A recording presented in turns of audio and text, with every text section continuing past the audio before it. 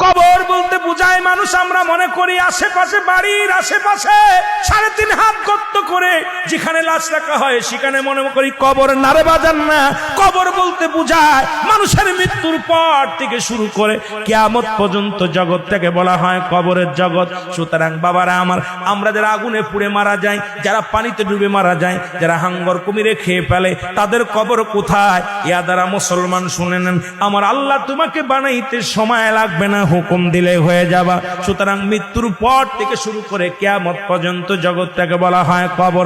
এই কবরে যেদিন শোয়া দিবে, 1 নম্বরে আসবে একজন ফেরেশতা, তার নাম হলো নোমান ফেরেশতা।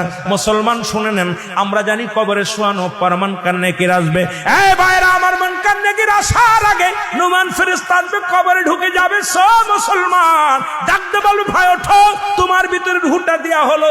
আজরাইল আলাইহিস সালাম রূহটা বাইর করেছে, আমার আল্লাহ তোমাকে জানটা দিয়েছিল, এটা কবজ করেছে। এখন আমি তোমার দুজন কেরামন কাতিবিন, দুপাশে দুজন ফেরেশতা ছিল, তারা তোমার আমলনামাটা লিখে রাখছে, ভালো মন্দ সব লিখে রাখছে। এখন তোমার হিসাব হবে, 2টা কাগজ থাকবে নোমান ফেরেশতার হাতের মধ্যে, একটা হলো নেকির কাগজ, একটা হলো বদির কাগজ। এইবার হাতের মধ্যে দিবে, ভাইরে তুমি লেখো, এই তোমার আমলনামাটা লেখো। বলবে আমি লিখবো কেমনে, আমার কাছে তো কোনো কলম নাই। ডাকতে বলে, বান্দারে তোমার কলম হলো ডান হাতের শাহাদাত আঙ্গুল মোবারক, এই মুসলমান এই আঙ্গুলটার বড় দাম। এরে আমরা আহলে সুন্নাতুল জামাতের যারা মুসলমান আশিকেরা, শোনো, এই আঙ্গুলের মাথায় চুন জড়ায়ও না।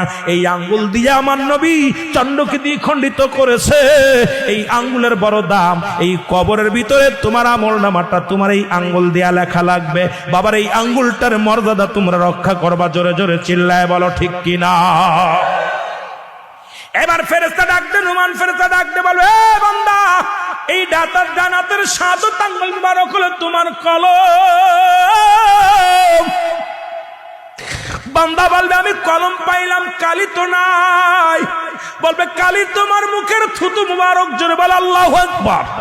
এই মুখের থুতু মুবারক তোমার কালি। আমি আপনাদের 2টি পায়ে ধরে বলে যাই, এই মুখ দিয়ে গাজায় টান দিস না, এই মুখ দিয়ে মদে টান দিস না, এই মুখ দিয়ে বিড়ি সিগারেট খাস না, এই মুখ দিয়ে কাউকে গালি দিস না। এই মুখটারে পবিত্র রাখ। মায়ের গর্ভে যখন ছিলাম, মায়ের নাভির সঙ্গে তোমার নাভিটা জুড়াইয়া দিছে, কারণ এই মুখ দিয়ে আমার নবীর দুরূদ পড়বা, এই মুখ দিয়ে কোরআন পড়বা, এই মুখ দিয়ে আল্লাহর জিকির করবা। এই মুখটা দিয়া কেমনে তুমি গাজার মধ্যে টান দাও, এই মুখটা দিয়ে কেমনে বিড়ির মধ্যে টান দাও, এই মুখ